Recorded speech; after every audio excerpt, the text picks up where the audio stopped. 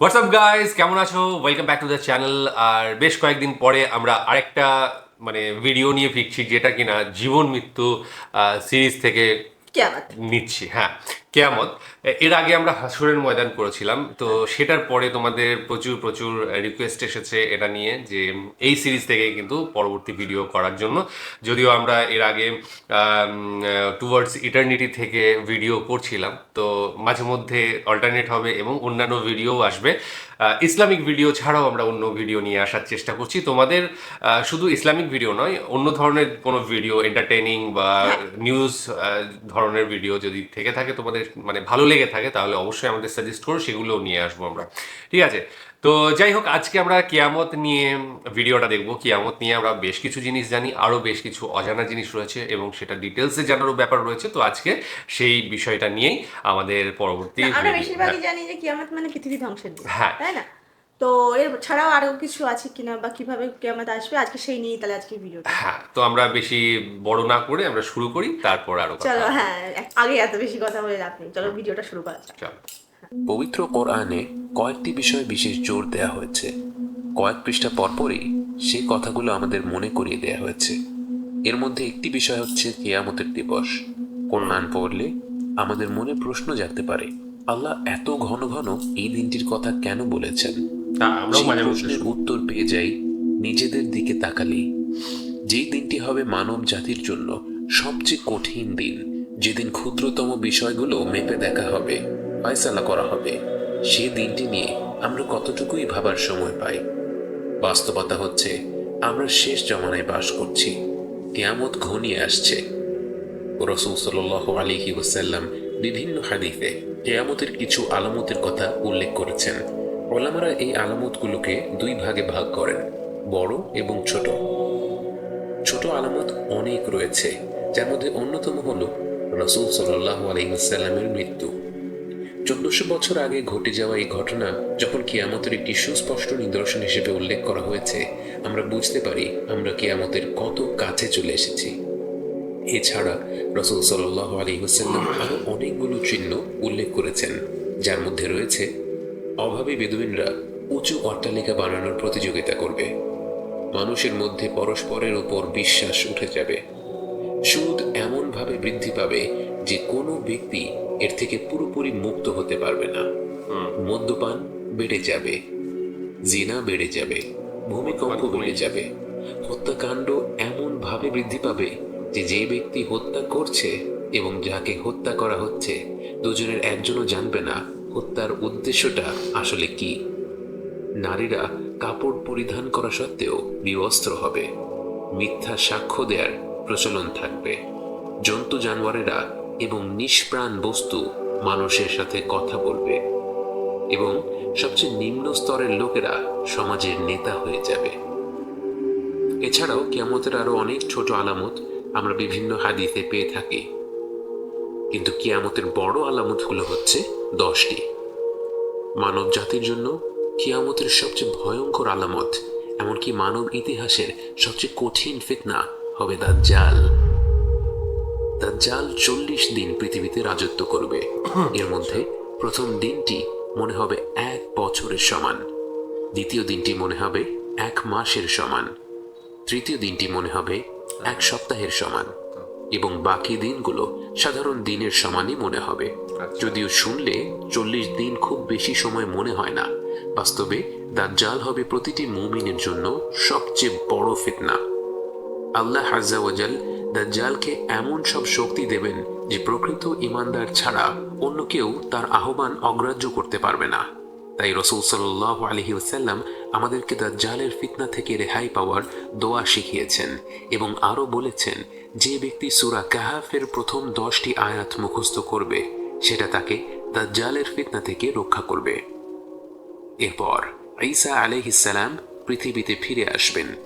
তিনি সুশাসন প্রতিষ্ঠা করবেন, শিরক ধ্বংস করবেন এবং ইসলামকে প্রতিষ্ঠিত করবেন। সেই সাথে তিনি দাজ্জালের সাথে যুদ্ধ করে তাকে হত্যা করবেন। এরপরে ইয়াজুজ এবং মাজুজ পৃথিবীতে ছড়িয়ে পড়বে এবং ঈসা আলাইহিস সালাম তাদের বিরুদ্ধে কঠিন যুদ্ধে লিপ্ত হবেন এবং অবশেষে তাদের ধ্বংস করবেন।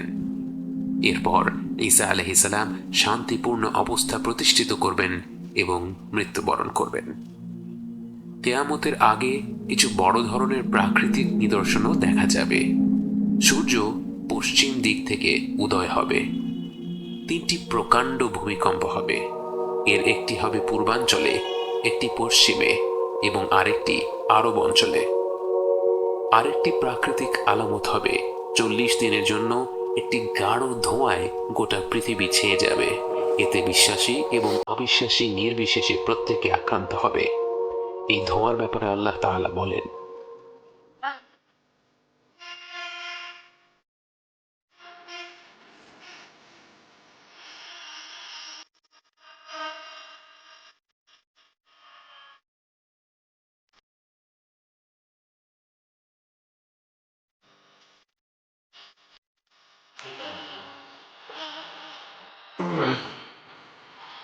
আমার সবসময় কষ্ট হয়।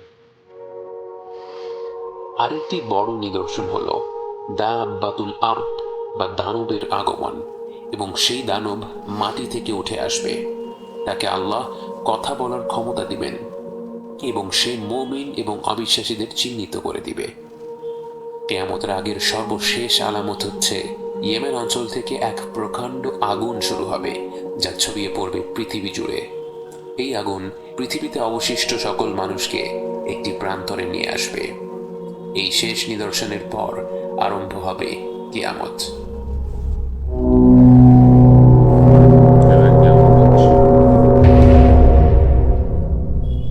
কিয়ামত শুরু হবে হঠাৎ করে। যারা কোনো বিষয়ে আলোচনা করছিল তারা তাদের আলোচনাও শেষ করার সময় পাবে না। কেউ কারো পরিবার পরিজনদের সতর্ক করার সুযোগ পাবে না।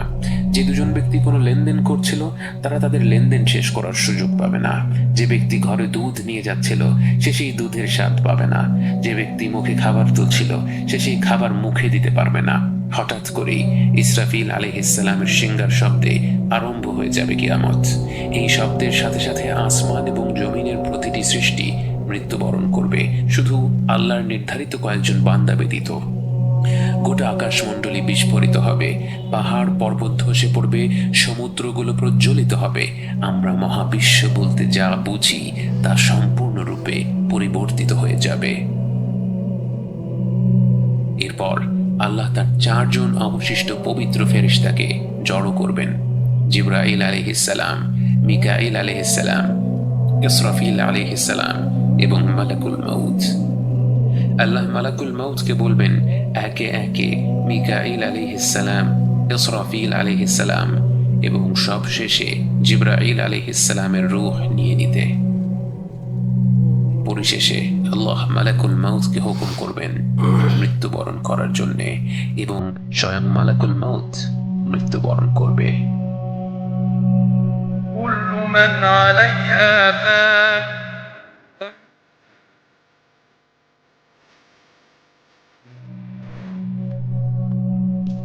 এরপর আল্লাহ নিজেই নিজেকে প্রশ্ন করবেন, আজকে সব কর্তৃত্ব কার জন্য?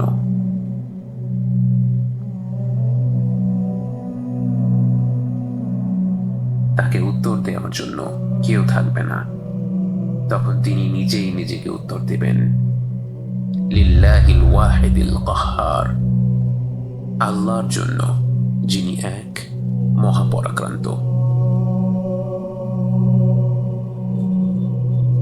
আল্লাহ তার অসীম জ্ঞান অনুযায়ী বিচার দিবসের জন্য পৃথিবীকে এক প্রকাণ্ড সমতল ভূমিতে পরিণত করবেন। যদিও সেই ভূমি হবে বিরাট, বিচার দিবসের দিন সেখানে জড়ো হবে সময়ের শুরু থেকে শেষ পর্যন্ত জন্ম নেয়া প্রতিটি মানুষ, জিন ও জীবজন্তু। তাই সেই পুরো ভূমিটি ভরপুর হয়ে যাবে। সেই সমতল ভূমিতে গেঁথে আছে হাজার হাজার বছর ধরে কবর দিয়ে আসা মরদেহগুলোর মেরুদণ্ডের একটি ক্ষুদ্র কণা। আল্লাহ সেই ভূমিতে এক বিশেষ বৃষ্টি পাঠিয়ে দেবেন। সেই বৃষ্টির পানি পেয়ে প্রাচীন সেই দেহগুলোর নিশ্চিহ্ন প্রায় অবশিষ্ট অংশ থেকে ধীরে ধীরে বেড়ে উঠবে এক নতুন দেহ।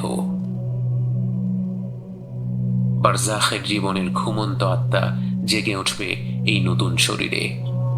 আবারও সিংহায় ফু দেয়া হলো, কারণ ততক্ষণে ফেরেশতাদের পুনরুজ্জীবিত করা হয়ে গেছে। আবারও এক প্রকাণ্ড শব্দে কেঁপে উঠবে নতুন এই সমতল পৃথিবী। সেই কম্পনের সাথে সাথে আপনি হাত পা ছুঁড়ে বেরিয়ে আসবেন মাটি থেকে। চোখ মুখ থেকে ধুলা মুছে আপনি চারিদিকে তাকাচ্ছেন। অনেক অনেক গভীর ঘুম থেকে উঠে সবকিছু নতুন লাগছে, সবকিছু আশ্চর্যজনক লাগছে। আপনার চারিপাশে অগণিত মানুষের ভিড়, মানুষ, জিন, পশু পাখি, ফেরেশতা, চারিদিকে ছোটাছুটি। আপনিও বাকিদের সাথে ছুটতে শুরু করেন। বুঝতে পারেন বিচার দিবস শুরু হয়ে গেছে। গতদিন আমরা হাসরের ময়দান দেখেছিলাম এবং সেখানে বিচার দিবস যেটা বলা হচ্ছে, বিচারের আয়োজন করা হবে এবং ওখানেই তাদের প্রত্যেকটা মানুষের, প্রত্যেকটা জিনের, প্রত্যেকটা জীবজন্তুর পুরো বিচার ব্যবস্থা হবে। আল্লাহ সেখানে আসবেন এবং দেখাও দেবেন, যেটুকু জেনেছিলাম। তো আজকে আমরা দেখলাম কিয়ামত। কিয়ামত নিয়ে বিভিন্ন সময় আমরা ভিডিও দেখেছি এবং কিয়ামত কখন হবে, কি সময় হবে এবং কেন হবে, সবটাই কিছু না কিছু জানা রয়েছে। আজকে যেটা মানে স্পেশালি আমরা বলবো যে কখন কিয়ামত হতে যাবে, যখন কিনা সমাজে দুর্নীতি জরাগ্রস্ত হয়ে যাবে, সমস্ত মানে সব দিক থেকেই একটা খারাপ মানে সময় চলবে, ঠিক আছে। সবাই মিথ্যে বলছে, সমাজে ছোট ছোট নারীরা অন্য ধরনের পোশাক পরবে, পোশাক তবুও পরছে, তো নগ্ন হয়ে থাকবে। তাছাড়া মদ্যপান বেড়ে যাবে। তবে ইদানিং যেটা খবর শুনছি আমরা, সেটা হচ্ছে যে যে মদের ইন্ডাস্ট্রি যেটা রয়েছে সারা ওয়ার্ল্ডে, তাদের কিন্তু ব্যবসা অনেকটাই কমে গিয়েছে। ঠিক আছে, এখানে কোন দিকে যাবে হয়তো পরবর্তী সময়ে বাড়তেও পারে, হয়তো আমাদের এখনো সময় আসেনি কিয়ামত হওয়ার। কারণ মদের ইন্ডাস্ট্রির যে মানে পুরো কি বলে ট্রানজ্যাকশন বা মানি ট্রানজ্যাকশন হয় বা পুরো লেনদেন, হ্যাঁ, ওয়েলথ রয়েছে, সেটা কিন্তু আগের তুলনায় অনেকাংশে কমে গিয়েছে। কারণ জেনজি কিন্তু মদের প্রতি কিন্তু আসক্ত নয়। এটা একদম জেনুইন খবর, যার ফলে এখন অন্তত হচ্ছে না কিয়ামত। আগামী দিনে মানে কোনো এক সময় হতে পারে যখন এগুলো আরো বেড়ে যাবে, যন্ত্রে কথা বলবে, সেগুলো আমরা অলরেডি দেখতে পাচ্ছি। ঠিক আছে, এবং মানে একজন এমন মানে নেতা তারাই হবে যারা সেই সম্পর্কে অজ্ঞ, পুরো দুর্নীতিগ্রস্ত, তারাই নেতা হয়ে বসবে এবং সেটা আমরা দেখছিও। ধর্মের আচরণ কেউ করবে না। তো ফাইনালি দাজ্জাল আসবে এবং সেও শাসন করবে। এই সময় দাজ্জালের অনুগামী প্রচুর মানুষ হয়ে যাবে একমাত্র মুমিন ছাড়া। তো এই পুরো সিস্টেমটাই ঘটবে এবং সর্বশেষে আল্লাহ সবটাকে ধ্বংস করবেন এবং একাই থেকে যাবেন এবং তিনি নিজেকেই প্রশ্ন করবেন এবং নিজেই উত্তর দেবেন যে আমি সব কিছু, ঠিক আছে, আমি সর্বশক্তিমান। তো স্বাভাবিকভাবে তিনি সর্বশক্তিমান, ঈশ্বর সর্বশক্তিমান রয়েছেন এবং থাকবেন সর্বদাই। তো এটাই ছিল আজকে ভিডিওর মূল বক্তব্য। এবং আরো তারপরে তো আবার বিচার দিবস হবে না, বিচার দিবস হবে, সে তো আমরা প্রথমেই সেটা নিয়ে আলোচনা করলাম হাসরের ময়দান দিয়ে শুরু করার জন্য, ঠিক আছে। তো সেটা নিয়ে আমরা অলরেডি আলোচনা করেছি প্রথমেই। তো এই ছিল, আর তো মোটামুটি জিস্ট যেটা, মালাকুল মউত মারা যাবে। হ্যাঁ, মালাকুল মউত, যে কিনা সবার প্রাণ হরণ করবে, সেই নিজেও মারা যাবে। তো এই তো সবটাই শেষ হয়ে যাবে, শেষেরও শেষ হয়ে যাবে এবং আলটিমেটলি কি থাকবে, শুধু ঈশ্বর থাকবে, আল্লাহ থাকবে। তো এই ভিডিও ছিল এবং আশা করি ভালো লেগেছে তোমাদের। আরও যদি সাজেশন থাকে তাহলে অবশ্যই পাঠিও, সেগুলো নিয়ে আমরা ডিসকাশন করব এবং আশা করি ভালো লাগবে। আজকের মতো এখানে শেষ করছি, আগামী দিন আবার আসছি অন্য কিছু নিয়ে। ততক্ষণের জন্য Stay tuned.